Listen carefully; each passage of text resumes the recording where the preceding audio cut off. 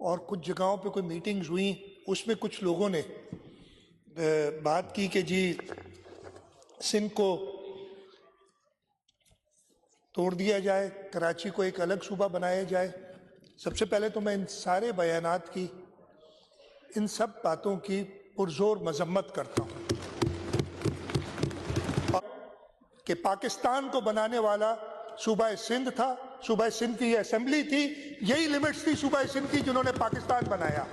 तो हम, मेरे साथ पाकिस्तान से प्यार करने वाला, पाकिस्तान से मोहब्बत करने वाला हर शख्स इस रेजोल्यूशन की तायीद करेगा। और जो ये एक मुहिम शायद पाकिस्तान के दुश्मनों ने चलाई है कि किसी तरीके से कि पाकिस्तान की इंटेग्रिटी को नुकसान पहुंचाएं और लोगों को डिवाइड करें, उससे इनहराफ करेंगे और इस रेजोल्यूशन की तायीद करेंगे। सो ये पहला मौका नहीं है, पहले भी कई बार, और इस असेंबली ने 2014 में एक रेजोल्यूशन पास की थी इसी लाइंस पे, लेकिन वो इतनी डिटेल्ड नहीं थी। वो रेजोल्यूशन थी कि भाई एडमिनिस्ट्रेटिव यूनिट्स तो अभी भी हैं, तालके हैं, तहसीलें हैं, डिस्ट्रिक्ट्स हैं, तो कोई और सिंध की तोड़ फोड़ का जो सोच रहे हैं वो गलत बयानी है और ना सोचे। और सबसे बढ़कर जो मैं ये बात कह रहा हूं कि 1948 में जब कराची को कैपिटल बनाया गया था, उस वक्त 1973 का आईन नहीं था, पाकिस्तान के अंदर कोई आईन नहीं था। अगर पाकिस्तान के अंदर 1973 का आईन होता तो वो फैसला भी ना होता, और उस फैसले के खिलाफ भी इसी असेंबली ने उस फैसले से पहले करारदाद पास की थी, और वो करारदाद काफी थी। अगर 1973 के आईन जिस पे हर एक यकीन करता है, किसी ने या तो कह दे कि जी 73 के आईन को नहीं मानते, अगर 1973 का आईन होता तो 1948 में वो चीज नहीं होती जो हुई थी। तो इस सिलसिले में सबसे पहले तो इस असेंबली के 2/3 अक्सरियत ने ये फैसला करना है, अगर खुदा न खास्ता कोई ऐसी बात होती है। और इसीलिए मैं ये करारदाद आज लेके आया हूं कि अगर ये असेंबली आज फैसला कर ले, और मैं तो यही चाहूंगा कि अक्रॉस पार्टी लाइंस हर एक, इसलिए कि मैं ये नहीं कह रहा, मैं इस करारदाद के अंदर देख ले, मैं सिर्फ सिंध की इंटेग्रिटी की बात कर रहा हूं।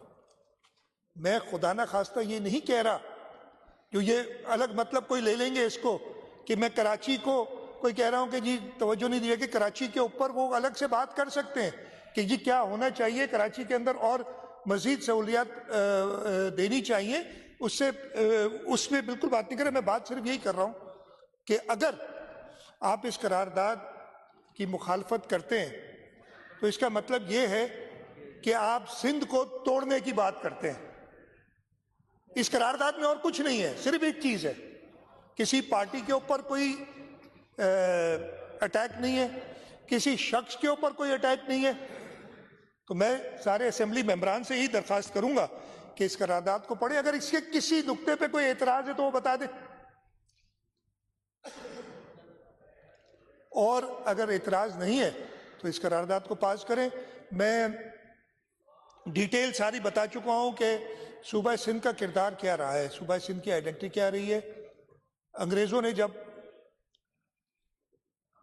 इस इलाके पे कब्जा किया था तब भी सिंध काफी अरसे तक इंडिपेंडेंट था, फिर इसको बॉम्बे के साथ कर दिया गया। उस वक्त भी सिंध के लोगों ने तहरीकें चलाई और 1936 में कामयाब हुए सिंध को वापस से एक इंटीग्रल पार्ट बनाने में। पाकिस्तान की करारदाद इस सूबा सिंध की असेंबली ने पाकिस्तान के बनने से पहले पास की, और जब पाकिस्तान बन गया उसके बाद भी सबसे पहले करारदाद इसी असेंबली ने मंजूर की थी पाकिस्तान के लिए। तो मैं उसके बाद जो सिंध का किरदार रहा है पाकिस्तान को मुस्तहकम करने में, ये सबके सामने। सदर आसिफ अली जरदारी जब शहीद मोहतरमा बेनज़ीर भुट्टो को शहीद कर दिया गया था, उस वक्त भी सदर आसिफ अली जरदारी ने पाकिस्तान खप्पे का नारा लगाया था, और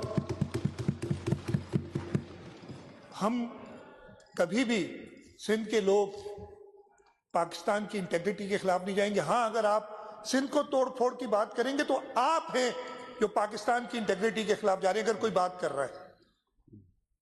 और मैं यही सबसे दरख्वास्त करूंगा, और जैसे मैंने कहा कि इस करारदाद की इस वक्त ज़रूरत इसलिए महसूस की है पाकिस्तान पीपल्स पार्टी ने, और being the leader of the house and leader of the parliamentary party, और पाकिस्तान पीपल्स पार्टी मुझे ये कहा है कि करारदाद पेश की जाए ताकि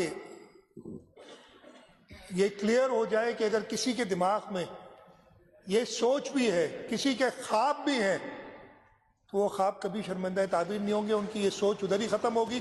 इसलिए कि यह असेंबली, और मुझे पूरी उम्मीद है कि दोनों साइड पर जो लोग बैठे हैं इस करारदाद की हिमायत करके और इस करारदाद को पास करेंगे।